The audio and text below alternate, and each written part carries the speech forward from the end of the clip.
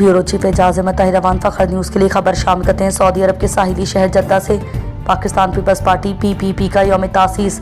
Pakistan peoples party के gulf middle east के नायब सदर मुश्ताक बलोच का पैगाम। पाकिस्तान पीपल्स पार्टी PPK के गल्फ मिडल ईस्ट के नायब सदर मुश्ताक बलोच ने पार्टी के 58वें यौम तासीस के मौके पर पूरी पाकिस्तानी कौम, पार्टी कारकुनानों, जियालों को दिल की अता गहराइयों से मुबारकबाद पेश की। मुश्ताक बलोच ने कहा कि 30 नवंबर वो तारीखी दिन है जब शहीद जुल्फ़िकार अली भुट्टो ने अवामी हुकूक की जद्दोजहद के लिए एक ऐसे सियासी काफिले की बुनियाद रखी जिसने हमेशा आमरीत के मुकाबले में जमहूरियत का परचम बुलंद रखा। पार्टी के किरदार पर जोर उन्होंने इस बात पर रोशनी डाली कि पाकिस्तान पीपल्स पार्टी हर दौर में अवाम की आवाज़ रही है।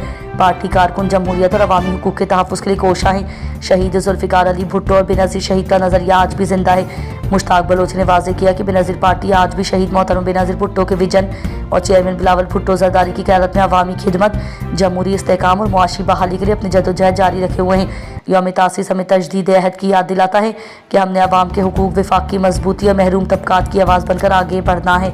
Bureau chief Ejaz Ahmed Tahir Awan PTI का एहतजाज। इस्लामाबाद और रावलपिंडी में दफा 144 नाफिज।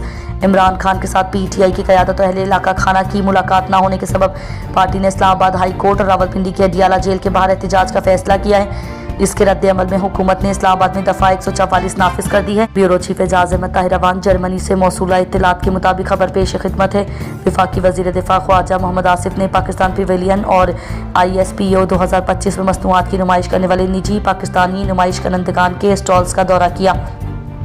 वफाकी वज़ीर ने मेले में पाकिस्तानी स्पोर्ट्स इंडस्ट्री की नुमाया मौजूदगी और शिरकत पर मुसरत का इजहार किया। Bureau chief Ejaz Ahmed Tahir Awan. शहर कायद कराची से ब्रेकिंग न्यूज़ खबर पेश खिदमत है। कराची गुलशन इकबाल नीपा चौरंगी हादसा। 3 साला इब्राहिम की लाश 14 घंटे की मुसलसल कोशिश के बाद 1 किलोमीटर दूर नाले से मुर्दा हालत में बरामद। बच्चे की लाश नाले के तेज बहाव के साथ बहकर तकरीबन 1 किलोमीटर दूर से मिली। लाश गंदे नाले से कचरा उठाने वाले बच्चे ने निकाली। तमाम सरकारी इदारे नाकारा और बेहिस साबित हुए। सरकारी इदारों ने हर वक्त मशीनरी की सहूलत का भी इंतजाम ना कर सके। 3.5 करोड़ आबादी वाले शहर के हुक्मरानों की बेहिसी से पर्दा फाश हो गया।